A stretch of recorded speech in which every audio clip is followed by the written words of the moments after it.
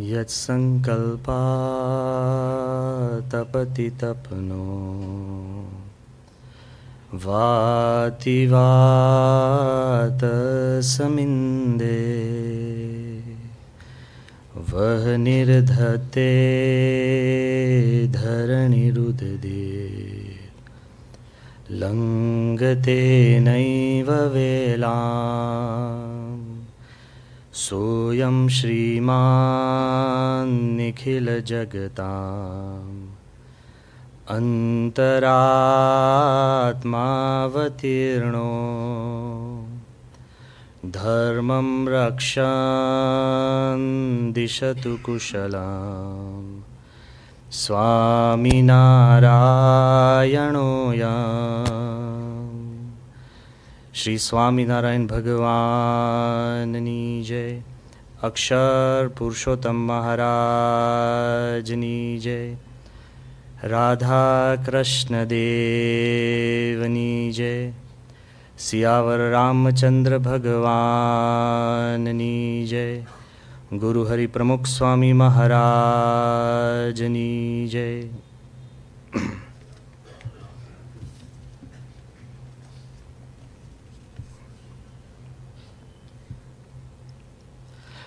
In the divine presence of Bhagavan Swami Narayan, in the equally divine presence of Guru Hari Pramukh Swami Maharaj,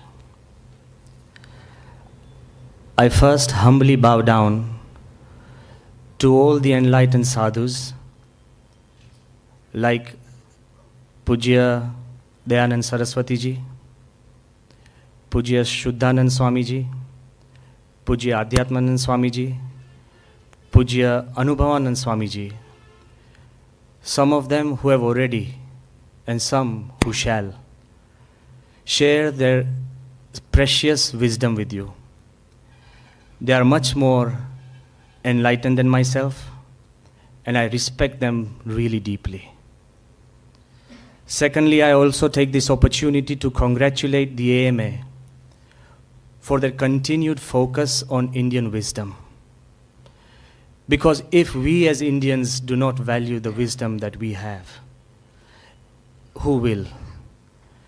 So I congratulate the organizers from the depth of my heart. Thirdly, which I had not thought of saying, but I do today, I also feel so uncomfortable with so many people standing.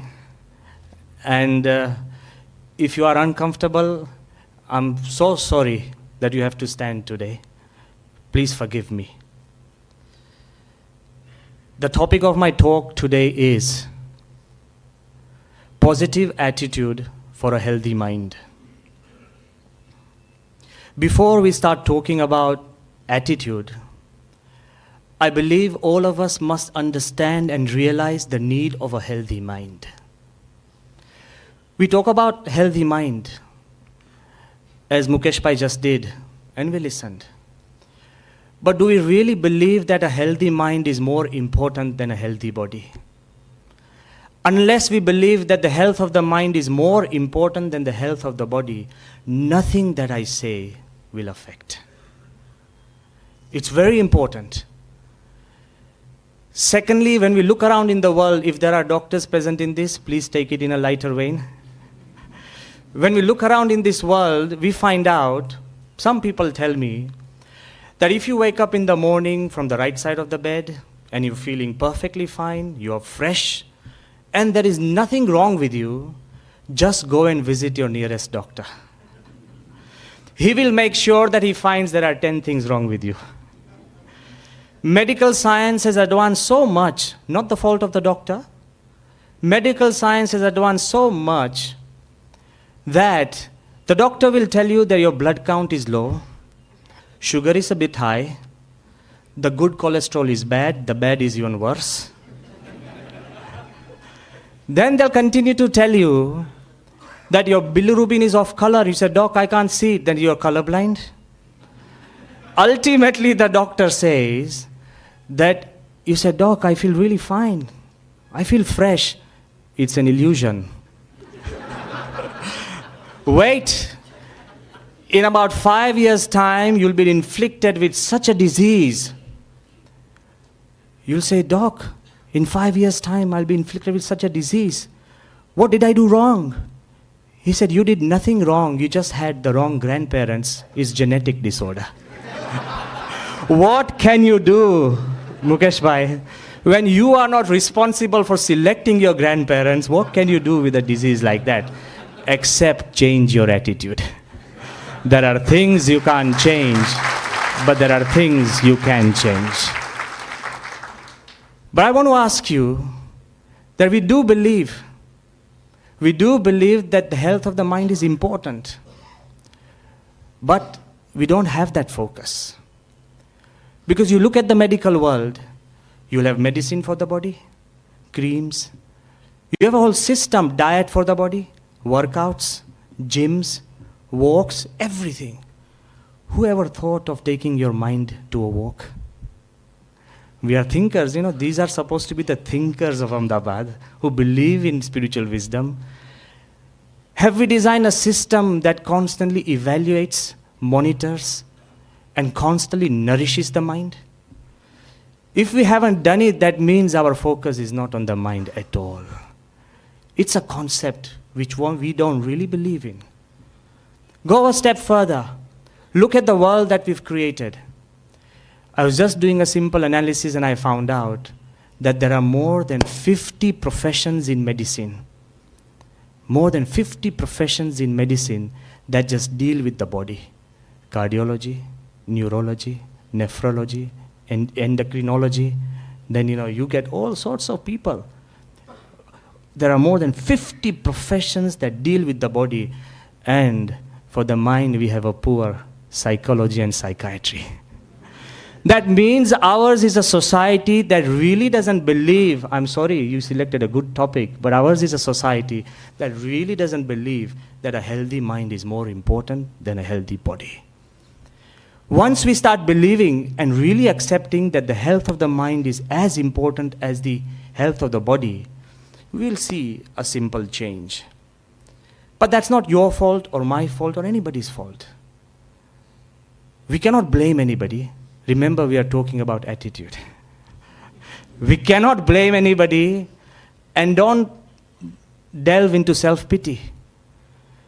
But the reason is very simple, because the body is visible and physical. The mind is invisible and subtle. But I've come here to tell you that sometimes in life, things invisible are more important than things visible. Sometimes in life, things invisible are more important than things visible. And you are witness. We see a beautiful building and we can't see the foundations which are invisible. But the building stands because of the foundation. We constantly eat and drink. Food is important. Water is more important. But we can't see air. Invisible air is more important than the visible food or water. We can go ahead and we find out that we can see planets, the earth, the solar system, galaxies. But we can't see the force of gravity that keeps everything in order. Sometimes in life, things invisible are more important than things visible. Go a step ahead, we can see this wonderful, beautiful creation. And don't worry about it if you can't see the Creator, because invisible things are more important than things visible. Don't insist on making God visible. Accept Him.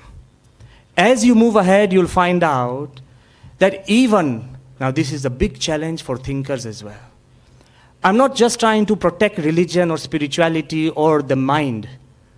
By saying because it's invisible, still accept it, I want to challenge and let you know that even the world of science, think again, even the world of science is founded on concepts which are invisible.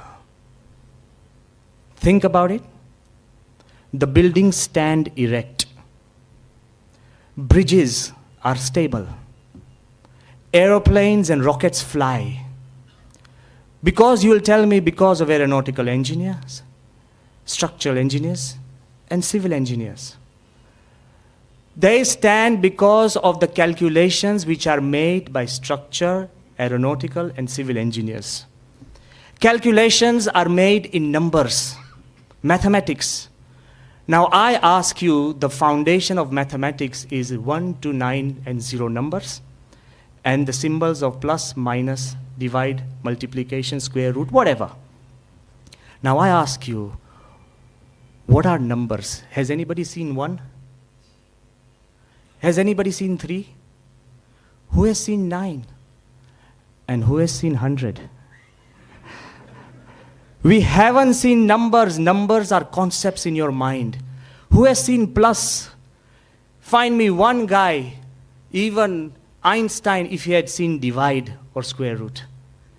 They are all concepts which are invisible, but because science accepts these invisible concepts, the buildings stand, the bridges are stable, and aeroplanes fly. Even science is founded on concepts invisible. Then why should we complain when the world of the mind is founded on concepts invisible? The world of the mind, the health of the mind, is dependent on the concepts which are totally invisible, because they are the concepts of emotions. Love, fear, sorrow, joy. Nobody sees love, fear. Nobody. But you can feel them. Secondly, the world of the mind is founded on concepts of values like truth. Did Gandhi see truth in physical form? But let me tell you, just as emotions are invisible, they have the power to drive your mind. Just as values are invisible, they have the power to drive humanity.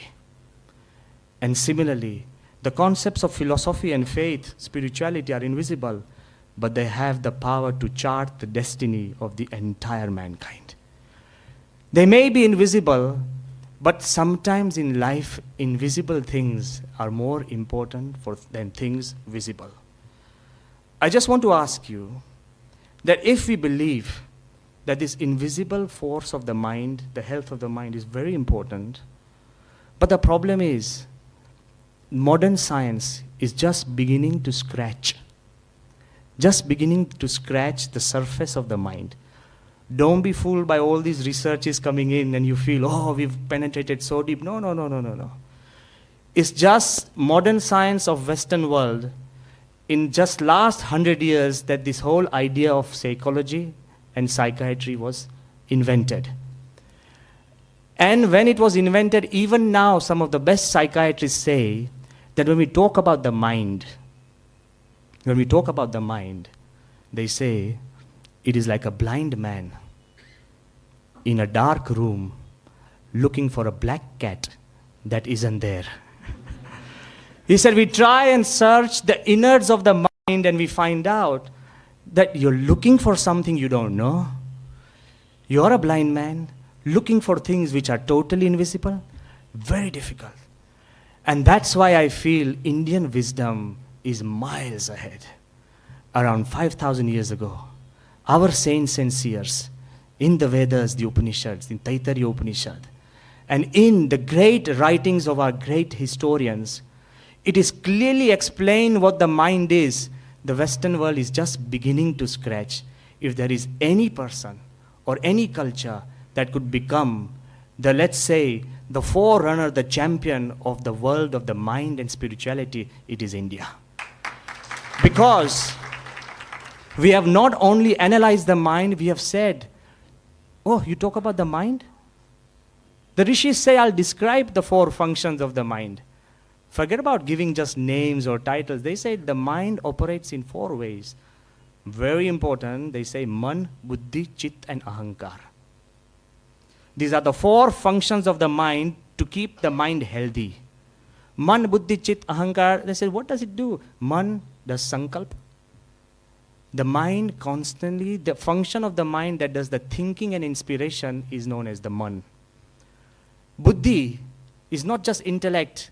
Buddhi, see, if you are passing by a bazaar and you are hungry, and suddenly you feel, I don't have money and I want to steal that banana, The mind will think, and you have the freedom to think, not the freedom to steal. The mind will think that, okay, I'll take that banana, I'll do this, but the buddhi stops it. Buddhi sees that there are 100 thoughts the mind thinks. The buddhi has the power and the stamina to select and discriminate the right thoughts. That is buddhi. You know, a guy who just picks out all the thoughts that he gets, we say, kana buddhi, nathi. Wisdom lies on what not to say. That's more important than what to say. So ultimately, the man thinks, buddhi, it selects, discriminates, right from the wrong, the low from the bad. So the buddhi tells you, no, you can't steal. This is a bazaar. 20 people are looking for you. Don't steal. The mind goes, no, let me steal. Please, I'm hungry. He said, nope, don't. You know, this is the buddhi. Then the third function, after the buddhi decides, okay, you can steal. Because we have buddhis like that as well. And the buddhi decides, okay, you can steal. Then the chit does chintwan. Steal. You know, by inserting this idea of trillionaires, I think you've done a big disservice. Because there are guys who can reach billion, but you've made them unhappy. But ultimately, if the buddhi goes, then the chit does chintwan, and it does contemplation and visualization. How do I do it? This is the way, this is what. That's the third function. And the fourth is ahankar. When you have finished with inspiration, when you've finished with selection, when you've finished with contemplation, and then the ahankar says, okay, I will do it. That is identification. These four simple functions of the mind have been clearly charted out in our scriptures, and the Western world is still struggling like a blind man in a dark room looking for a black cat that isn't there. So ultimately, the depth of our vision, the depth of our inspiration, and the Indian philosophical and spiritual knowledge goes far, far beyond. So I want to tell you that if through the whole process, the mind is responsible for creating an attitude, and the mind is also responsible for creating your identity. I feel identity is even more important than attitude. Attitude is good, but constant thinking results in attitude, and years of attitude results in an identity. The mind is more important, the health of the mind is more important because it determines the health of your identity. And what better example can I give than this spiritual knowledge is given to us by not great seers or sadhus or saints, but this beautiful knowledge is imparted to us by one of the greatest comedians the world has ever seen, Sir Charles Chaplin. It so happened that he was living in Switzerland most of his time. One of the greatest directors of silent films, a big comic.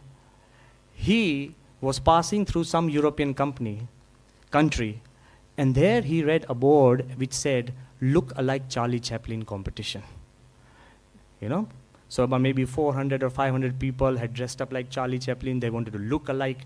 It's a big competition, like you have look-alike Sachin Tendulkar or Michael Jackson. It's a competition. And trust Charlie Chaplin to participate.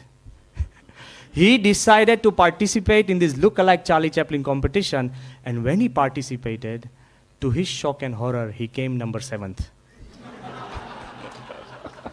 To his shock and horror, he came number 7th, but only shock and horror can allow you to gain some insight into spiritual knowledge as well. Charlie Chaplin writes, in one of his memoirs, he writes, that when I came number 7th, I was so surprised, Then he writes that we live in a world where showmen succeed and real men fail. We live in a world where showmen succeed and real men fail.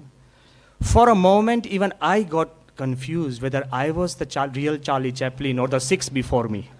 They were so real, he said, okay? Even I got confused whether I was Charlie Chaplin or the 6 before me. Then I realized, though they could match my looks and my moves, none of them could match my mind and my attitude. એ તમારી માલિકીનું છે. Your mind and your attitude is your personal belonging.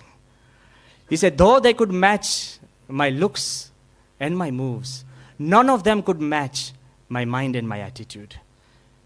I could laugh at life. Then he writes, I loved losing more than the winner enjoyed winning, because I am the real Charlie Chaplin. See, you can also love to lose when you know that your identity is clear. He wasn't worried, he wasn't threatened. He knew that this was the way. Then he writes, more than my appearance or my action, my mind and my attitudes give me identity. So the health of your mind, coming back to the topic, the health of the mind is so important, because the health of the mind will give you the health of your identity. Unless you have a healthy mind, you will never have a healthy identity.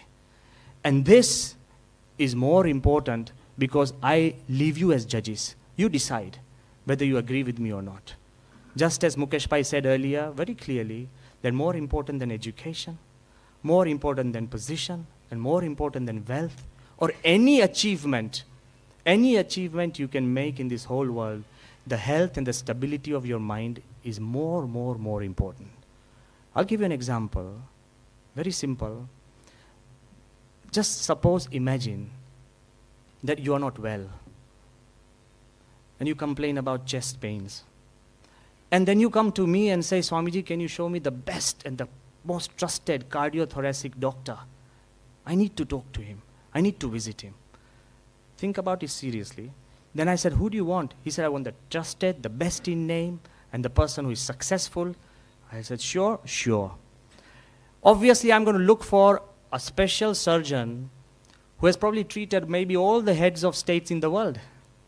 You want the most trusted? Okay, money is no problem, fine. So you have a doctor who has degrees stuck on his wall. So many n numbers of degrees. Not only that, he has operated on maybe 40 different heads of the state. So you have photographs. So you have degrees, you have awards, you have photographs. And not only that, you have opinions of the patients who say and vouchsafe that he is the best cardiothoracic surgeon in the world. You'll agree? Fine. Once, while you are being wheeled into the operating theater because of your chest pain, and you know this doctor is going to operate, if the nurses just tell you that, sir, yesterday the doctor had a huge shock. His only son died. He's suffering from unstable mind. Would you operate? Now tell me, those degrees are still there? The wall is still filled with the pictures? The opinions don't change, because he did operate on them, but will you get operated by him if he has an unstable mind? What is more important, your degrees, education, experience, or a stability of your mind? Then for God's sake, focus on it. If we believe that the stability of the mind is more important, go a step further. Yogiji Maharaj, the guru of Pramukh Swami Maharaj, was in Africa, and they went to a huge house, a multimillionaire person whose house had maybe 25 to 30 rooms. Yogiji Maharaj, sanctified every room with petals and special holy water. Once when he came down into the last room, in the last room there was a cage. And inside that cage there was a young boy who was on all fours, frothing from the mouth, getting angry, holding the bars of the cage and shaking it. Yogiji Maharaj was shocked, and he asked the owner of the home, he said, why is this cage there? He said, let it be there. Yogiji Maharaj said, no, but why? He said, Swami, this is my only son. He said, but why is he in a cage? He said, he has lost the stability of his mind. If he's outside, he bites us and hurts us. Then Yogiji Maharaj said, but he's your only son. He said, I know, he's my only son, but he doesn't know that he's my only son. Then Yogiji Maharaj said that all the wealth of this home, perhaps the servants are enjoying more than the only son and inheritor of the home. Stability of mind is more important than education, is more important than wealth, and is more important than position. When we were in England, we knew Margaret Thatcher, the Prime Minister of England, she was considered as the Iron Lady. For 10 years, she ruled England. She set out policies for conservative. Don't think I'm conservative. But she set out policies for conservative government. And what happened at that time? When she dictated, Europe took notes. Now it's the other way around. Europe took notes when Maggie Thatcher, she dictated. Such was the power. She was known as the Iron Lady. You know what has become of her now? She's suffering from Parkinson's disease. She doesn't know what she says.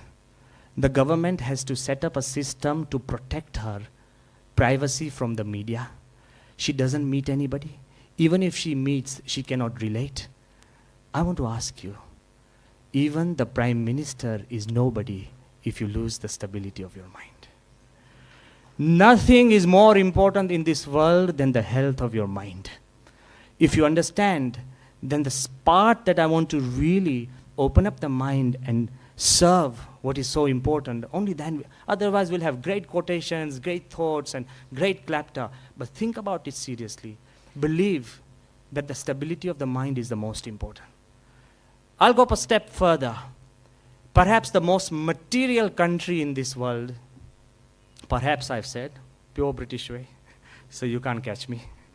British people always talk about apparent, perhaps, maybe, somehow, sometime.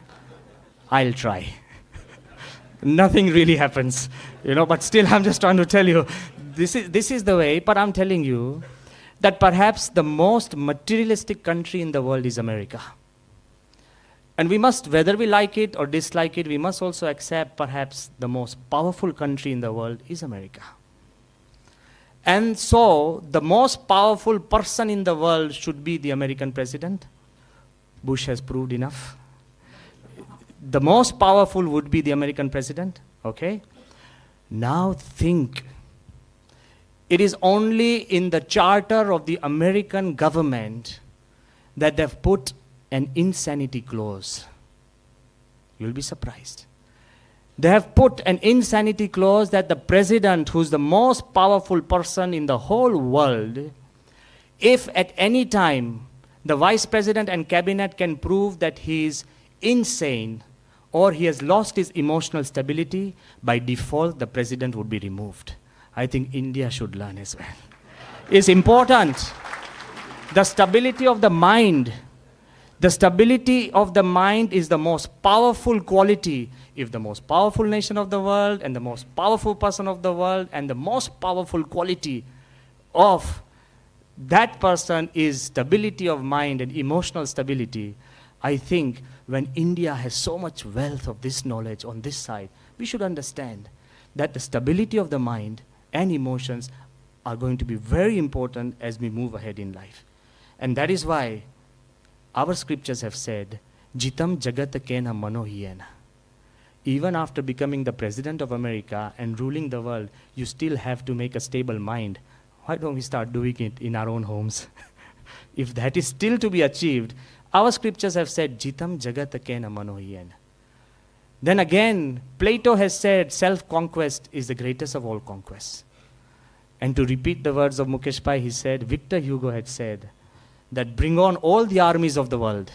Bring on all the armies of the world. Attitude of a single man is more powerful than all the armies of the world. If you have the right attitude, you become more powerful.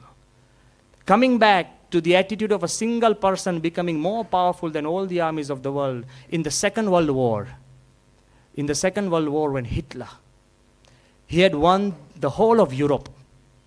Britain was no longer a challenge if you won Europe. If some country has won India, Sri Lanka is no challenge. I'm just giving you a simple comparison. So when Hitler, after 4 years of war, had won the whole of Europe, England, and Hitler also made a statement, soon in a week's time, Britain will have her neck ringed like a chicken. These were the words of Hitler. Very clearly, because he could manage, he could manipulate, he could send threats, he could even revise the predictions of Nostradamus. This is what he did. Everything to make sure that Hitler, his machinery won. When the Germans sent all their bombers, the Beatles, and when 80% of England or London was afire, burning, people were helter-skelter, we say that England won the Second World War not because they had better armies, better armaments, or because they were hard fighting. It was because of Churchill's single man's attitude. He gave the symbol V for victory not after India won the 2020. He gave this symbol when 80% of London was burning, and he said, V for victory. We will fight in the air, we'll fight in the seas, we'll fight on land, we'll fight with our spirit, toil, sweat, blood and tears. We'll fight till we live, but England shall will. Is because of one man's attitude that the Second World War was won. Attitude is bigger than all the armies of the world put together. And again, do you think it was just non-violence that drove the British away from India? It was the attitude of Mahatma Gandhi, not just non-violence. Mahatma Gandhi, you know why he was powerful? He decided that I'll just live in these threadbare clothes. Bring me one man. Even now, even philosophers who believe in Gandhi are ready to live a life that he did. One man's attitude could win the war. One man's attitude could push away the empire. It's very important that if we try and develop the attitude, the whole nation casts an attitude around a powerful man's attitude. But then you'll tell me, Swami, how does this affect me? Well, it does. Our scriptures have said that mana eva manushyanam karanam bandha mokshayoho. The attitude of the mind. Our scriptures have clearly said the attitude of the human mind, it decides whether you are bound or you are set free. Your mind can create limitations for you, and your mind can break those limitations. This is the secret that our scriptures have given us. We can custom design, in this age of custom designing, we can custom design the environment that we want to live in. You know, as you see the world as it moves in, we will custom design things. Just as when Duryodhana was asked in Mahabharata that, what is the world like? And Duryodhana said, there is not a single good soul in this world. Because he was bad. And when Yudhishthira was asked the same question, what is this world like? And Yudhishthira said, there is not a single bad soul in the world, because Yudhishthira was good. So don't you complain to me that others are bad. I will decide that you are bad. It's very important. Forget about complaining. Try and accommodate and adjust and create a world that you can progress in. Once in a train, when a rich man and his wife, they entered a compartment, and there are other passengers sitting in the train. And this lady, she was rich, and rich have this habit of letting people know they are rich. Not just by their garments, but by also their attitude. She came into the compartment, she started complaining the light is not right, the curtains are not good, the seat is stinking. And then ultimately, after she was exhausted from the inside of the compartment, she took on the nature. Oh, the sun is not shining, the clouds are too thick. She can't do anything about it. You know, oh, there are no birds in the fields, look at them, how dirty. She kept on and on and on. Just to bring a change to the environment, the passenger opposite, he asked, okay, let me try and just bring a change. He asked the man, the rich man, he said, sir, you know, may I know what do you do? And the man said, you know, we are both in the manufacturing industry, me and my wife. He said, what do you manufacture? Soap. He said, what about your wife? Okay, she manufactures her own unhappiness. You understand that you have the ability to set up industries and industries, okay? And you can continue to manufacture your own unhappiness so far as if you are not aware. So ultimately, if you create an attitude around you, it is going to affect. A step further than that, the attitude and the fears and emotions can affect your body. One experiment which I've read in a scientific journal, they took a prisoner voluntarily, and they were experimenting on him because he was sentenced to death. They put him in a room. They first search what is his fear in his mind. He hated snakes. And they put him in a dark room and then just created sounds of snakes.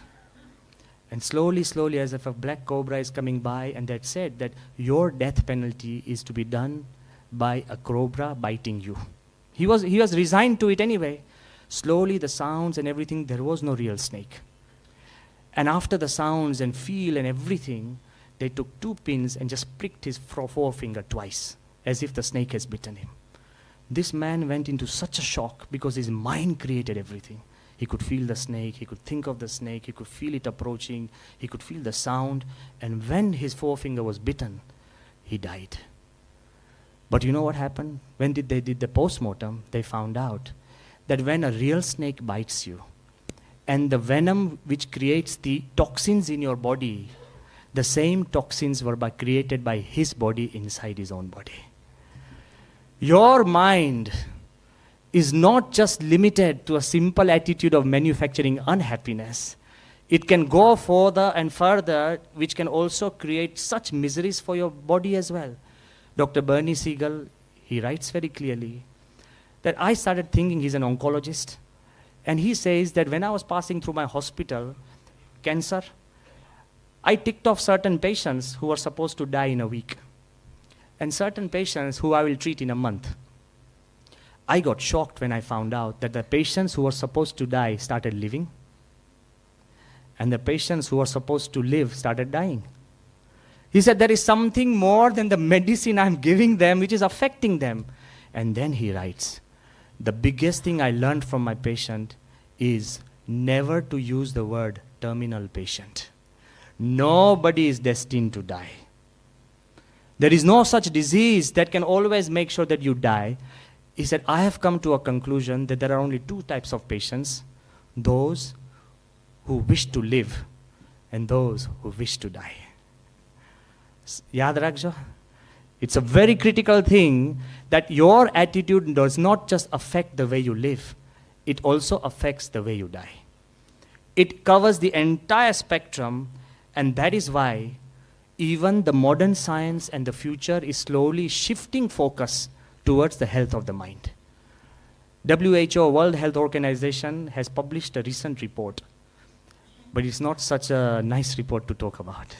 They say by 2020, depression will be the single most biggest disease of our whole humanity. Now I ask the doctors, how many fields will you create? Because that will also give you money. Treating so many people. Depression will become, the health of the mind will become the greatest concern for the future of mankind. Then in that report they write, they say that suicide is a tragic problem. Every year 1 million to 1.5 million people commit suicide. Still listen. Then they write, worldwide more people die from suicide. More people die from suicide than all the homicides, terror attacks, and wars put together. We are trying to spend so much energies on stopping terror. So much, you can see the budgets of all the world in trying to stop wars. And on one end, we have people who are perfectly safe and happy, so-called, and they commit suicide. The third figure that they brought out, which is more shocking, that 1 million succeed while 20 million attempt. Let this figure sink in your mind. If 20 million, now don't think it's a distant thing. Till now we were thinking that bombs were only things that went off in Palestine. Now Ahmedabad, Akshardham. We know that everything is at our doorstep. All these things, if we feel that no, our children, our people will never think of this, don't be too sure. Because as we move ahead, that this is the thing that the world is moving to. But at the same time, I also want to give you the good news. You might feel, yes, the world is moving towards that difficulty of the mind, the problems of the mind, the health of the mind. But the good news is that one of the greatest psychologists, William James, of our time, he has written, he says that the greatest discovery of this age is that man can change his life by changing the attitude of his mind. it isn't that you can't do anything about it. If you so choose and if you so decide, we can change this entire scenario of the world. Your home, yourself, your life, and the world put together. But I'll also tell you that you'll tell us, Swamiji, you are sadhus. Okay? Maybe you also think that we have more relaxed life than you. You may be right, maybe not. But I'm telling you that all the sadhus who are talking to you in this whole week, they have no selfish interest. It is not whether you believe me or trust me or you follow me. No, no, no, no, no. I'm asking you to follow your own mind and follow your own heart. Just as I had talked before that there were workouts, systems, and exercises for the body, I have come up with a couple of ideas which are not read from books, but something which I felt that I can share with you. Because also understand that nobody is an expert on anything. If somebody says, I am the expert, be sure he's not. Because we live in a world where it's all consultants, experts. Everybody creates a niche for themselves, you know. You get doctors who are specialists on just the right ear and not the left. There are, okay, just the right ear and not the left. But so I'm saying specialists, consultants. Just by the way, I'll just share this idea with you. It's nothing to do with this topic, but I'm just reminded spontaneously. Okay, we live in a world of experts, but be very careful and wary. What happened once in America, I had read this recently, that's why I'm sharing this with you. Once in America, there was a man in a cattle farm, a simple farmer. He had his cattle. And suddenly, a suited, booted executive with a briefcase, proper tied, everything, he came in. And then he said to that, farmer, he said, hey, howdy, farmer. He said, yes, sir, what do you want? He said, if I can tell you the exact number of cows and bulls you have in your farm, will you give me a free calf? The farmer said, if I can tell you the exact numbers of cows and bulls you have and the milk that you produce, will you give me a calf for free? The farmer said, okay. This man, he opened up his laptop. We live in a world of experts. He opened up his laptop, then connected it with the satellite, fed in information somewhere in Germany. It tuned up to the satellite stopped, took the picture of that farm, analyzed the dots. Through those dots, the computer analyzed that this fat dot and this thin dot, it all made sense that this many number of cows, this many number of bulls. Within about 1 hour, 1,000-page report came out from his printer. This may happen to you as well, listen carefully. 1,000-page report came out, and suddenly that man, he went to that farmer, he said, hey, look, in this farm, you have 554 cattle. 300 are bulls, 254 are cows. Right or wrong? He said, right. And you produce about 4,000 liters of milk every day. Right or wrong?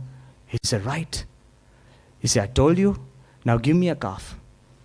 This farmer then told him, he said, if I can tell you who you are, will you give my calf back? And that man said, okay, you tell me that you are the representative of the local political party. This man said, how did you know? He said, because firstly, you asked a question which I did not ask. You raised a question which I did not ask. Shantiti samajho? You raised a question which I did not ask. You asked a question which I did not have. I already knew. You gave me an answer which I already knew. You asked a question which I did not ask. You gave me an answer which I already knew. And you want to get paid about it. Okay? And you don't know a damn thing about calves because give me my dog back. This man had given a dog to this expert who didn't even know what a cow is. You will get experts like this. If somebody tells you in this world that he's an expert, be careful. Nothing for any consultant, don't worry, because you have your job. But I'm just trying to say here that I am no expert on attitudes. Mukesh Bhai lovingly, constantly gives me just one topic, attitude. That is his love for me. But I am no expert. So, but I have thought of a couple of things which can help you practically when you go home. Yes, we want to take care of our health of the mind. We want to take care of the health of the identity. We want to be positive in our lives. What should we do? Simple logic is, when you go to a normal doctor for the body, apart from medicine, now he also prescribes a diet. And then he'll say, okay, you said, doc, I eat every day anyway. He said, you eat, but eat different. Then the doctor will tell you, okay, you walk twice a day. He said, but doc, I walk every day. I've been walking since I was born. He said, you walk, but walk different. You know, walk briskly, 20 minutes at a time, not walk just loitering around. Yes, we've been walking all our life, but walk different. Tomorrow, I believe, Adhyatmananda Swami will be telling you, you breathe. Yes, we've been breathing since we were born, but breathe different. Because it's the same things that you are doing, just do them differently. Today I've come to tell you, since you were born until you die, you are going to think, but think different. That is going to bring a change in the world you live in. Walk, but walk different. Eat, but eat different. Breathe, but breathe different. Think, but think different. Because attitudes are the products of your thought. And if you change the way you think, you will be able to change the attitudes that you have. How, you'll tell me? Even some of these people in the audience, you know, some will argue. He says, Swamiji, look, I will decide when I need to think different. Such people are necessary. You know, they're very important, and they also form, because God has no challenge. We need guys to challenge God as well. But ultimately, he'll say, no, Swami, I live in a free world. Don't force me.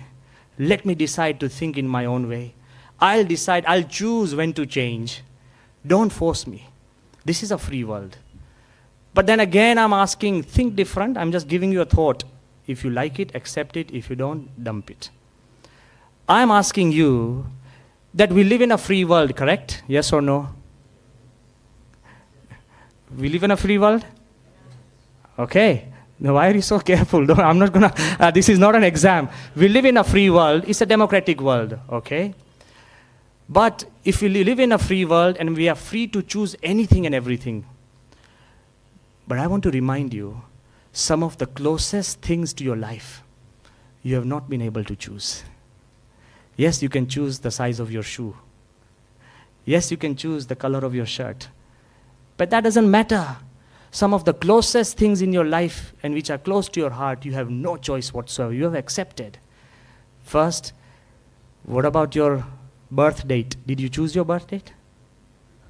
You celebrate it every year, but did you choose it? You've accepted it and you are celebrating it. Did you choose your name? Sunil Bhai. But I know you love it. You have no choice. You didn't choose the closest things to your life. You didn't choose your birth date. You didn't choose your name. Did you choose your parents? Did your parents choose you? I think they didn't have a choice. You didn't choose your parents didn't choose you. Did you choose your brothers or sisters? No. Most of our problems arise from our family, brothers, sisters, and relatives. Have you chosen them? We can't even choose our neighbors. India hasn't chosen Pakistan. We can't choose our neighbors, I'm trying to tell you. If you buy a house in a good locality, anybody can become your neighbor. We can't even choose our neighbors. Go a step ahead.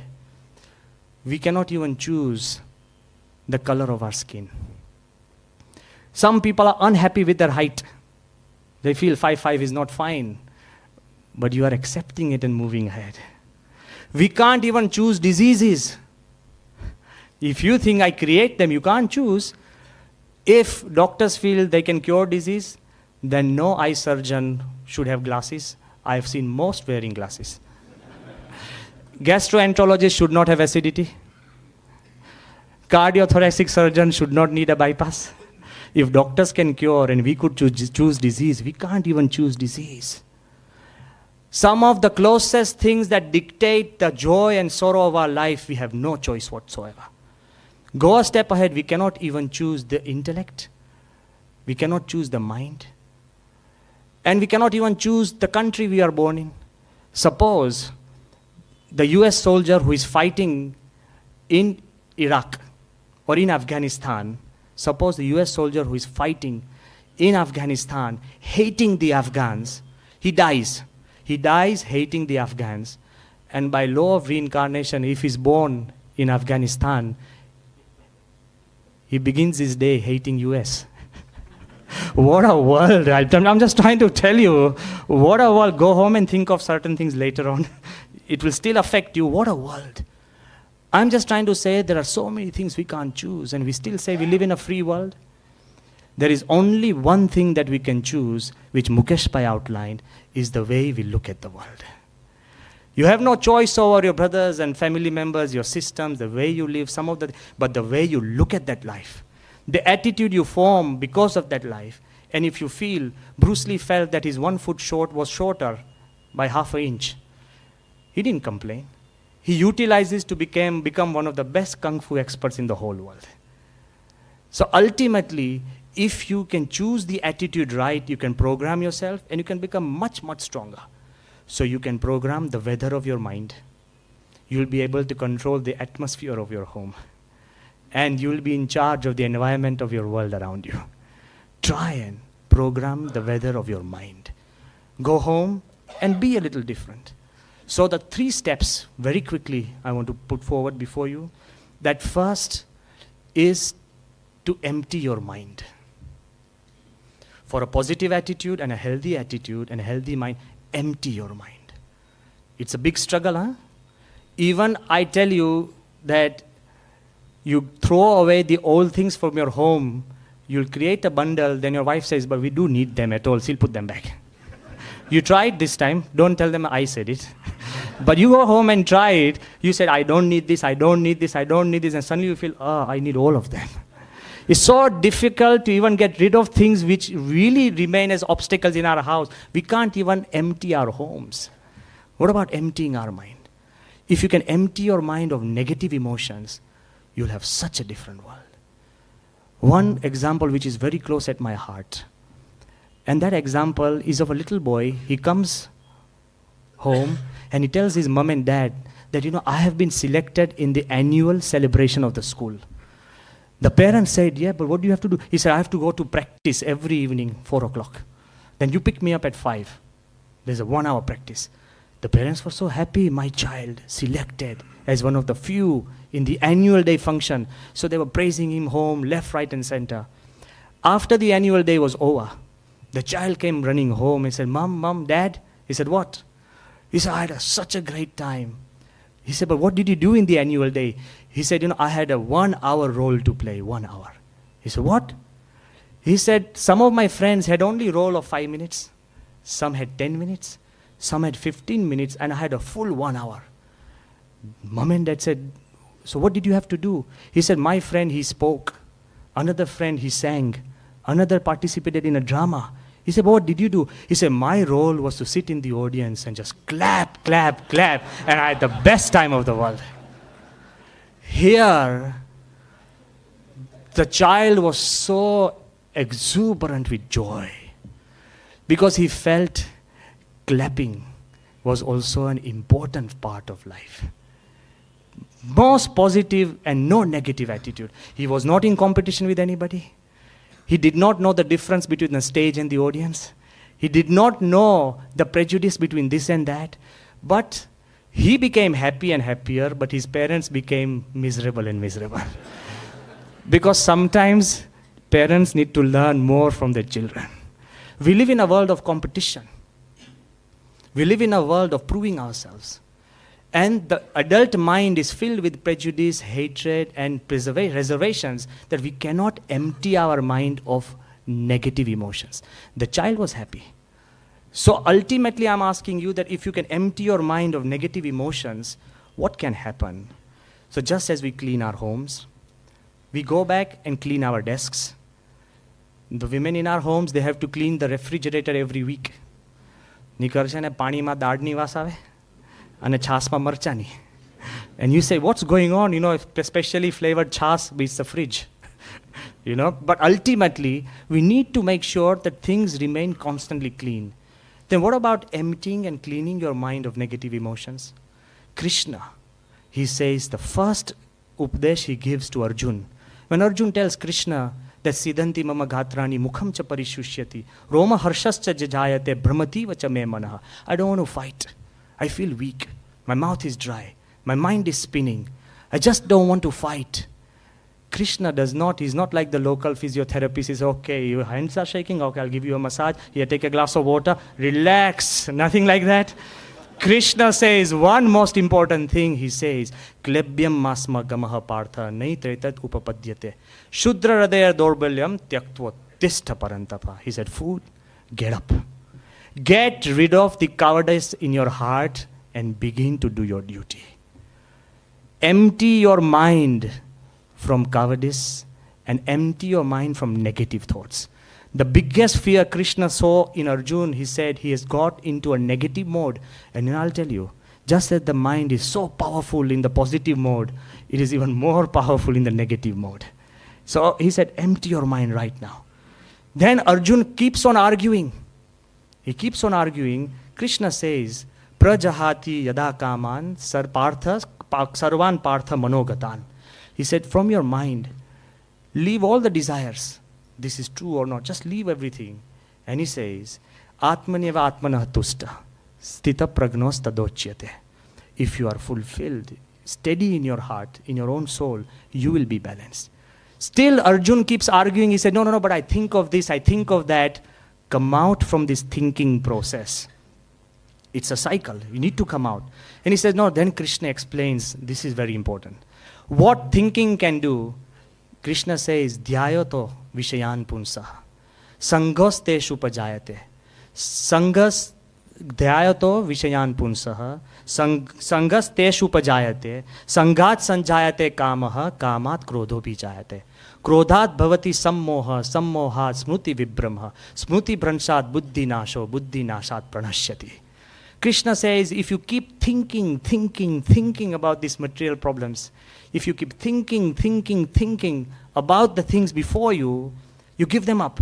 If you constantly think unguided, and you are constantly steeped in material thoughts, from that you'll get attachment. From attachment, you will get lust. From lust, you will end up in anger. From anger, you'll get up in confusion. From confusion, you'll become senseless. Without having any sense, you lose the balance of your mind. And when a person has lost the balance of his mind, there is nothing but destruction. Wrong thinking can lead straight to destruction. Krishna says, empty your mind from any wrongful thinking. If you can empty your mind, then what will happen? The ultimate things they say, that negative emotions can be eradicated in this way. How? One negative thought. If somebody has a watch, I'll need a, can I just get a watch because there is no, so I need to. Sarada Bina. Okay. So he says that the negative emotions, even one negative emotion can destroy the whole world. How? That if you have a negative emotion, get rid of it as fast as possible. Coming back to the fridge, you need to clean it once in 7 days. If you have a dead mouse in your home, you need to get rid of it in maybe 2 hours. If you have stale food, maybe 2 days. Okay? Hopefully even not 1 day. But ultimately, you need to remove all these negative things which are lying stale, and we never worry about old hatreds which are still stored in our mind. 10-year-old hatred is still there. 15-year-old fight is still there. If you do not allow a dead mouse to remain in your home, why do you allow a 10-year-old hatred to remain in your home? Get rid of it. Once you empty your mind of all these negative emotions, you'll become a much freer person. Please listen to me. That the hatred destroys the hater more than the hated. If you have hatred for somebody, and you tell me, Swami, for the last 10 years I've been hating him, he doesn't even know. Who are you hurting, him or yourself? There are people, when we talk to them and said, okay, I'll never forgive this guy. I said, even after 10 years, he said, but he doesn't even know that you haven't forgiven him. It's you that keep reminding him. Ultimately, the guy who does not forgive suffers. You'll argue with me again, but he hasn't forgiven me. Why should I forgive him? You should forgive him for your own health. He should forgive you for his health. Don't think that by forgiving somebody, you are doing him a favor, you are doing yourself a favor. Forgiveness, getting rid of hatred is more important. Even things like jealousy. Pramukh Swami gives a beautiful example of the Shiv Bhakta. He goes and meditates upon Shiva. Shiva becomes pleased, and Shiva says that you have meditated for 1 year. Okay, I'm pleased. You ask what you want. He said, anything I ask? He said, I'll give you 3 boons, wishes. You ask, and then I can give. Suddenly this man said, anything I ask? Yes, anything you ask is because of your penance. But remember, whatever you ask, your neighbor will get double. The problems began. He went home, and before he could say, the wife was very restless. He said, no, I've asked Shiva that we should have 2 homes. We should have 1 home. And he said, you fool, look at the neighbor. He's got 2. He said, no, wait a minute. He tells Shiva, just look, I did the penance, not my wife. She might be my better half, but still, I am the guy who struggled. Let me ask. Shiva goes, okay, you think and ask. Then he thought a lot. One negative emotion like jealousy. He said, God, if you are so pleased on me, let me lose one of my eyes. What happened to the neighbor? He said, God, if you are so pleased on me, let me lose one of my arms. Poor armless. God, if you're really pleased on me, let me lose one of my foot.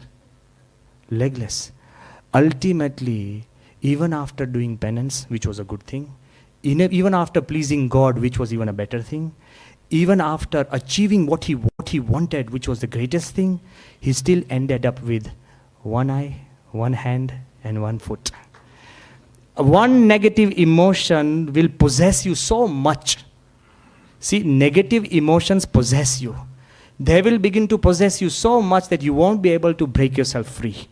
So first, Krishna says, you break yourself free from these negative emotions, and once you break yourself free, then there is time. So first is empty your mind.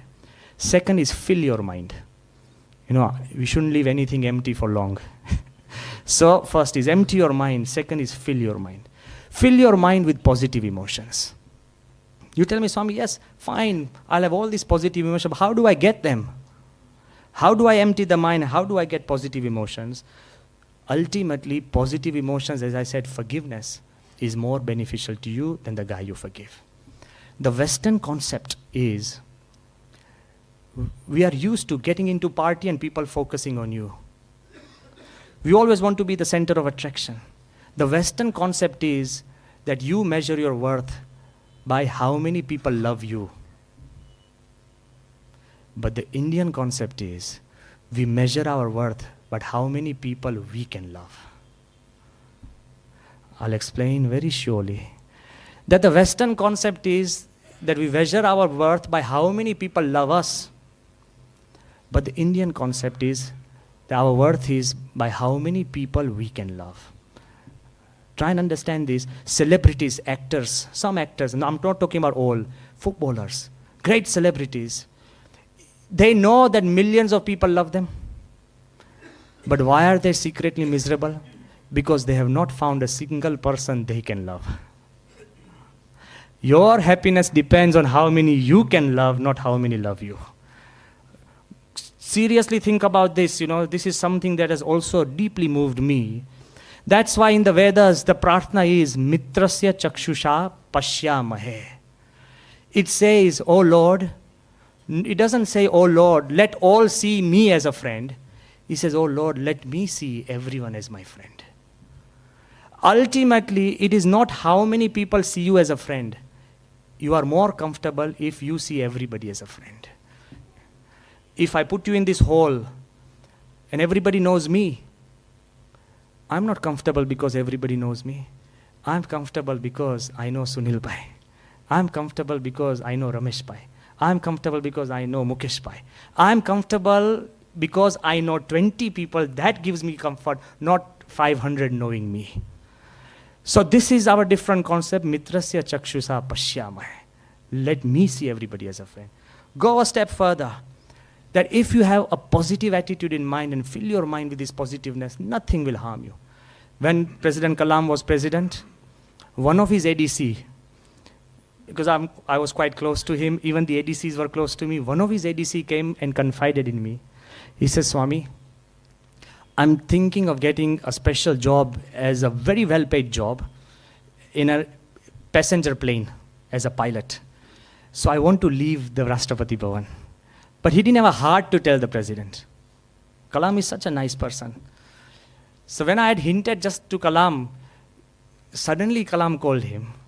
And he said, I'm not giving his name, very senior officer. He said, even I want to leave the Rashtrapati Bhavan. The first thing he told him, that man was so comfortable. He said, even I want to leave the Rashtrapati Bhavan. And my desire is that the moment I leave Rashtrapati Bhavan, I will travel as a simple passenger in the plane that you will fly. What a way to tell your person. Positive attitude. He didn't ask him why, what, him, and when you are leaders, when you are heads of your companies, change the way you talk to people. Change the way you talk to your wife and your son. Go home and try and make a difference. Change the weather of your home and your mind. You'll make a difference. When Kalam Sahib was here as Dr. Kalam just recently in Ahmedabad Mandir, and we were passing by, and in the lift we asked him, I said, we said, Dr. Kalam, why are you, how can you make yourself so energetic, so enthusiastic? Listen very quietly, how can you make yourself so energetic, enthusiastic about everything? You know what he said? Just in the time it takes the lift from first floor to come down into the first ground floor, just in that time. He said, Swami, I only think of one thing. What can I give? When I meet a child, I think, what can I give him that he'll be happy? When I meet sadhus, I feel, what can I give? I only think of what can I give. That keeps me young, and that will continue to keep me young. What a positive way. The world keeps teaching us, what can I take? We also say, what can I give, but what can I get back? Give and get back is also a theory. And I think Ahmedabadis is, what can I get? Huh? Not maybe, let another person give. But anyway, ultimately, he says, this makes him young. We were passing by and all the media people were present, they crowded him. And it's very difficult to even, straight away talk. The media people said, sir, talk to us. Kalam said, very naturally, he said, okay, first put down your cameras. Would they listen? But they do, they are also human beings. So they listened. He said, okay, put down he's like a teacher. He said, put down your pens and notebooks. All the media guys, maybe about 40 people, they crowded, they put down. He said, I want to offer you a free partnership.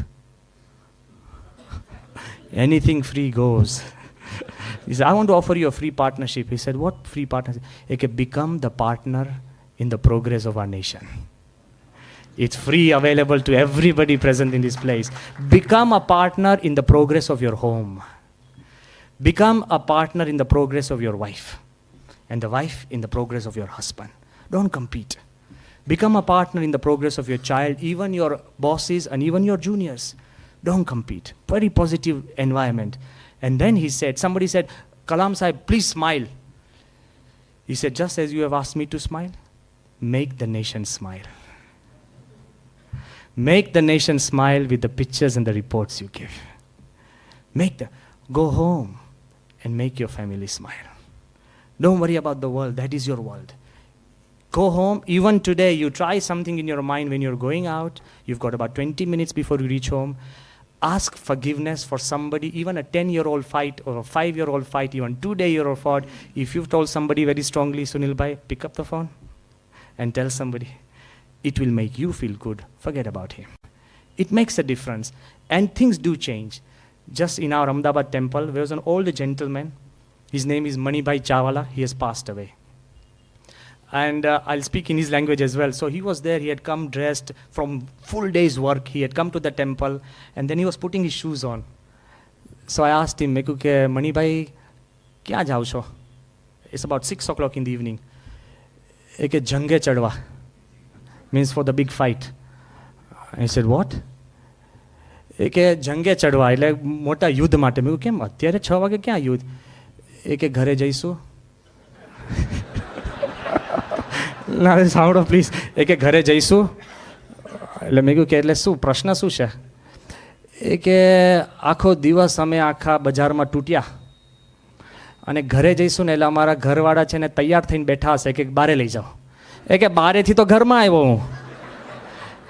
એ કે એને એમ છે કે આખો દિવસ હું ઘરમાં પડી રહી તો મને બારે લઈ જાઓ, અને મને એમ છે આખો દિવસ હું બારે પડી રખડ્યો તો હું ઘરમાં જાઉં. એ કે તૈયાર થઈને જ બેઠા હશે એટલે યુદ્ધે ચડવા જઉં છું. મેં કહ્યું કે એમ નહીં. મેં કહ્યું કે ડુ વન થિંગ. મેં કહ્યું તમે જાઓ અને તમે કહો ચાલો બારે. એ કે પણ લઈ જશે. મેં કહ્યું વાંધો નહીં પણ તમે ચિંતા કેમ કરો છો? એ કે she will force me to go out. I said no, you go. And you say કે before she says, you say કે let's go out. અને મણિભાઈ he went home અને એને કીધું કે let's go out. She said nah, let's stay home. It's a very simple device, I want to tell you. Very simple device. There are no big tricks in the hat. There are no big tricks. If you change, others will change. But you need to begin. When we sit in a train and everybody is new, you know, we all are tight-lipped. We suddenly start possessing the chair.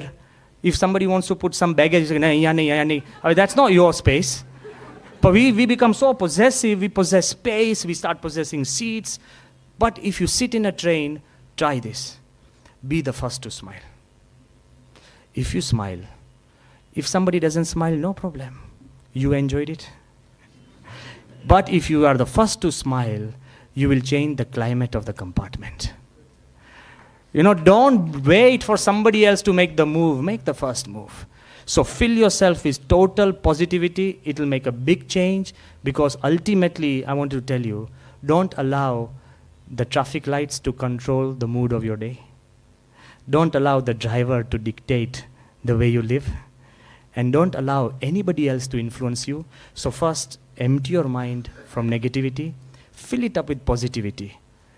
Then you will say, okay, Swami, should I fill up empty first and fill up later? No. It's a combined process. You know, because you'll ask so many questions, I've thought. It's a combined process, you know, because it works through displacement. It works through the law of displacement. If I give you a glass of water, plain glass, if I throw away the water and the glass is full of air, and then I ask you, get rid of the air from here.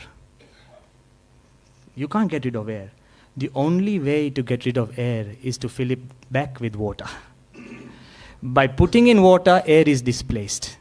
The only way you can get rid of negative emotions is by filling it with positive. There is only one way. Don't wait to get rid of negative, fill it with positive. There is no way you can get rid of darkness. The only way is to start the light. Naturally, darkness goes away. We live in a world where we say, what should I do first and what should I do second? No. You start being positive, negative will have no room. Naturally, that will go away. So that's the most important. When you smile, your face will not frown. At least be sure. You know, you can't smile and frown together. I think that's very evil. That is very evil, you know. But ultimately, when you start smiling, frowns will disappear. So be positive, negative will go. But beyond positive and negative, I'll just take 4-5 minutes extra. Beyond positive and negative, there is another world. Because so long as you have selfishness and ego, you will shift between positive and negative so easily. You need a spiritual attitude that is selfless beyond negative and positive. So remember, first empty your mind, second fill it, and third fulfill it. Empty it, fill it, and fulfill it. Only spirituality can fulfill the deep spaces of your mind and your heart. Nothing else. And that takes you beyond positive and negative. I'll give you an example, very simple. Otherwise, even intelligent people who have strong attitudes will begin to shift. I frankly ask you at the end of this lecture, if I say that I have two beautiful murtis, one of Ram and one of Ravan. And I ask you that at the end of this talk, you are free to take any one murti you like. I think all of us will take back whom? Please be, I hope it's Ram. Okay? He has a huge attitude. The spiritual attitude that our nation represents is Ram. Everybody will say unanimously, Swami, when I go home, I'll take the murti of Ram. Nobody will touch Ravan. He represents evil, demon, negativity. Nobody wants to look at Ravan. But then if I make another announcement that the murti of Ram is made of wood and the murti of Ravan is made of 24 karat gold. Now tell me, what happened to your attitude? What happened to my talk? I'm just asking, what happened to this 1 hour talk? What happened? I'm just trying to tell you that ultimately, if you are not spiritually fulfilled, your attitudes will shift according to your self-interest. It is beyond negative and positive. If it's your child, even the negative will feel positive. If it's somebody else's child, his positive will feel negative. કે બહુ ભણે છે ને તો કે પછી આગળ કંઈ નહીં પત્તો પડે અને આપણો ન ભણ્યો હોય તો કે ભણ્યા વગર છે ને ક્યાં ધીરુભાઈ અંબાણી ભણ્યા હતા.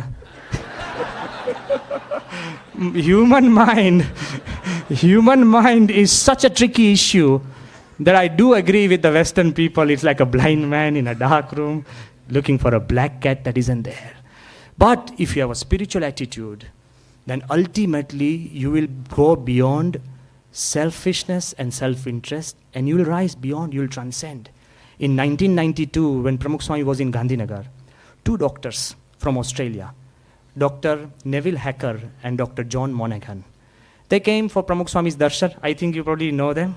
Okay, there was a huge conference here in 1992, okay, from Australia. They came down to meet Pramukh Swami, very nice doctors. And Pramukh Swami is very natural, if you have met him, very casual, so scot-free. And he feels, you feel so transparent in his presence that one example is just come flying by into my mind. Once he was sitting in his bedroom, and I went into his room, and there was some papers lying on his bed. So I took hold of those papers. Pramukh Swami told me, Muki de taranoi. He told me, this is not yours, you leave them alone. They were all in English, and I know Pramukh Swami doesn't read English. So I still picked up the papers, very friendly, in a very loving way, like a child and a father.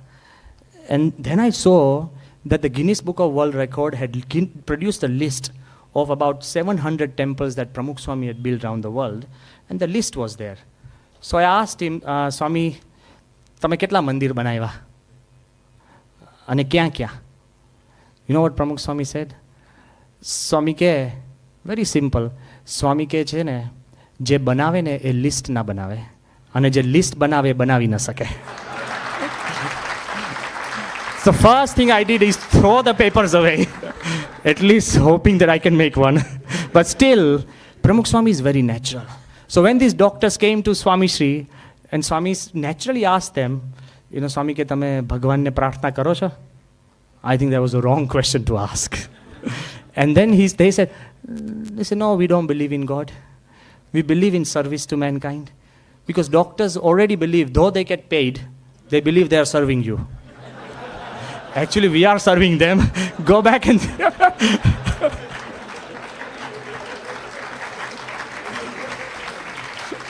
But anyway, those they said, we do serve society in our own capacity, we bring people back to life, we take care, this.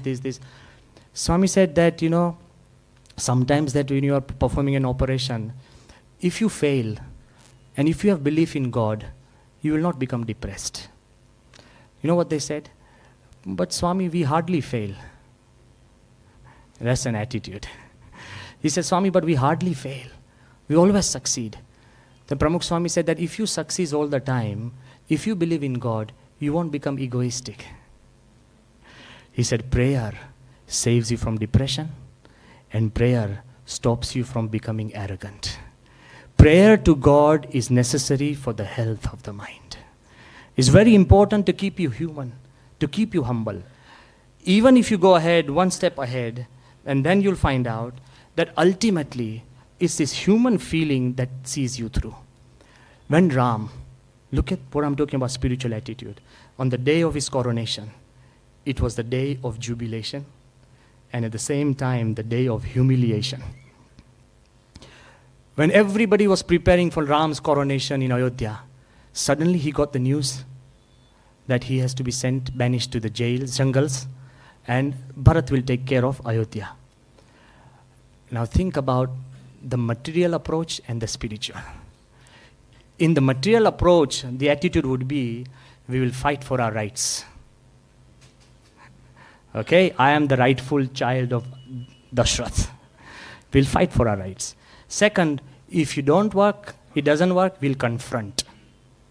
The third is attack. And the fourth is make sure that Bharat cannot rule in peace. Overthrow. This is the materialistic approach. But the spiritual attitude of Rama, first, he accepted his duty. Second, he respected his forefathers. Third, he absorbed the situation. And fifth, he overcame everything. Ultimately, when Ram, he goes into the forest, he carried the whole of Ayodhya with him. We do not know anything that happened in Ayodhya in those 14 years. We only know what happened in the forest.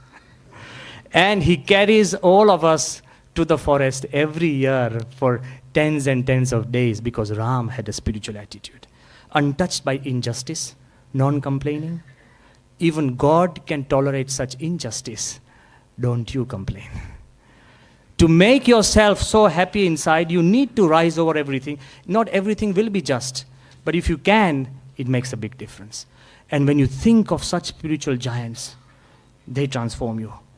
You know Ravan, he kidnapped Sita, but he had a problem, a big predicament. He wanted to approach Sita. He kidnapped Sita for her looks, beauty. He wanted to approach Sita, but every time he went to meet Sita, Sita refused. Ram could not approach Sita. So one of his advisors told, Ravan could not approach Sita.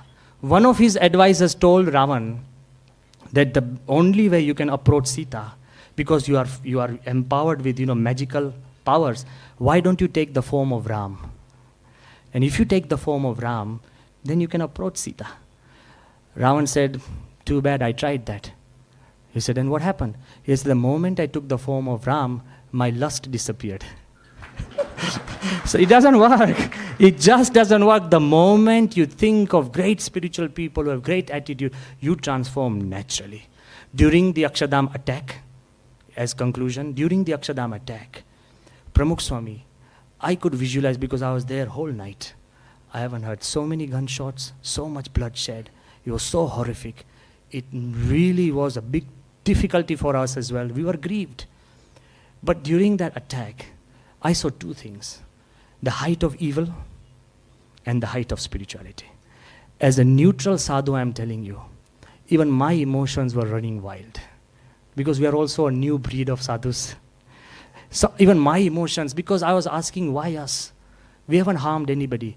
Pramukh Swami or BAPS Sanstha has 9,000 centers around the world, more than 1 million members, 55,000 volunteers, 160 humanitarian activities, built 100 schools everywhere around the world, and not a single sadhu is aggressive or attacking. Totally peaceful, pious. I said, why us? Even now we don't know the answer. But at that time, it was all possessing our mind. First thing that Pramukh Swami told us, he said, put ice on your head. Now I'm revealing the secrets. He said, put ice on your head. Blame no one. Don't be negative. Don't think of vengeance or revenge. The first thing, and the second thing he said, means no negative emotions. He said, make sure that there is not a single stain. Because so many advisors were saying, okay, what will you turn into a small monument to remember this attack? And things like that. People come up with great things, funny things. Swami said we should not have a single sign of a bullet. We should not have a single stain. The only way we could work ahead is to open Akshardham in the next 4 days and grow over the situation. So forgive, forget, and move ahead. Then he also said that our only responsibility is to make sure that peace is maintained. That I don't believe that 2 terrorists have the power to change the course of a culture 10,000 years old. Our culture is peace. Despite invasions, our response has been peace. So we should not change. Ultimately, so first, no negative emotions. Second, full of positive. And the third, I was still sad. Though there was no negative emotions and we were full of positive emotions, I was still sad. Sitting in the corner once with a Mara, Pramukh Swami is 87. He walked and he said, "Ke aaj karwa jevu se." Mara, sambarjo. Then I said, "Pan Swami, why?" He said one very nice thing. Swami ke આ લોક જ એવો છે. કૃષ્ણ ભગવાનને પણ વગર વાંકે દુઃખ આવ્યા. આપણે કોઈ જેલમાં જન્મવું પડ્યું છે? ઓકે, કૃષ્ણ ભગવાનને વગર વાંકે દુઃખ આવ્યા. ભગવાન સ્વામિનારાયણ, ભગવાન રામ, બધાને વગર વાંકે દુઃખ આવ્યા છે. તમે વાંક શોધવા ના જતા અને કારણ શોધવા ના જતા. He said કે just when Akshardham was opened and you welcomed the opening ceremony, the joy you felt, Swami said also welcome the sorrow. Because it is all destined by God. Except if you accept sukh, you accept dukh. So sukh sukh nathi and dukh dukh nathi. You will rise beyond both if you accept both of them. So ultimately, for the stability of the mind, for the stability of the attitude, as conclusion, 4 things is, again I'm revising, attitudes are stronger than steel, but you can change them. If you so choose, you may not be able to change the world, but you can change the way you look at it. And there is no better wisdom than what Buddha gives to his disciples, borrowed from the Veda. Buddha tells his disciples that, how will you go out into the world? The disciples say that we'll go and talk to the people, but what if they don't listen? He said, be thankful they did not abuse you. He said, what if they abuse us? He said, be thankful they did not hurt you. He said, what if they hurt us?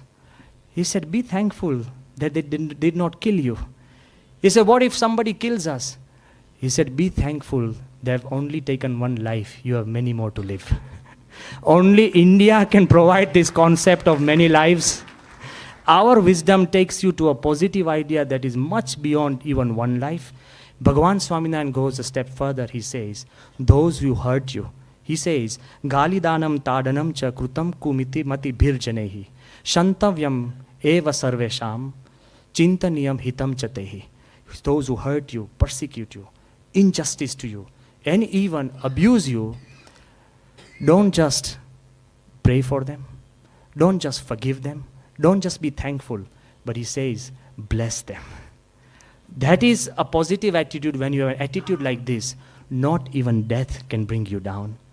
As the last message, which is very close to my heart, if you have a positive attitude that empties your mind, fills your mind, and fulfills your mind, with the help of God and this huge positivity, even death will not be able to destroy your spirit. And the example is of a little boy. He goes out into the ocean. Every day he would say that one day when I grow up, I will conquer the ocean. One day I will conquer the ocean. He's a little boy. He takes a small canoe. In a small ship, he starts rowing into the ocean. What happens? That all the waves near the shore are very small. All the fish near the shore are very small. As the boy went into the ocean, deeper and deeper, further and further, the waves became bigger and bigger. The fish became bigger and bigger. He still kept on saying that when I get to the center of the ocean, I'm going to declare to the world that I have conquered the ocean. But suddenly a huge wave came. The boat capsized. And the little boy started sinking, sinking, sinking, sinking. When he came right down to the seabed, the little boy still said, I'm still going to shout at the top of my voice that I have conquered the ocean. Why? There's such a mighty ocean could not support a little boy on his chest. Here I am at the bottom of the sea, supporting the whole ocean on my chest. Ultimately, if you have an attitude, nothing can defeat you. Thank you once again, and I'm so sorry that so many people have been standing. Please forgive me. Thank you very much.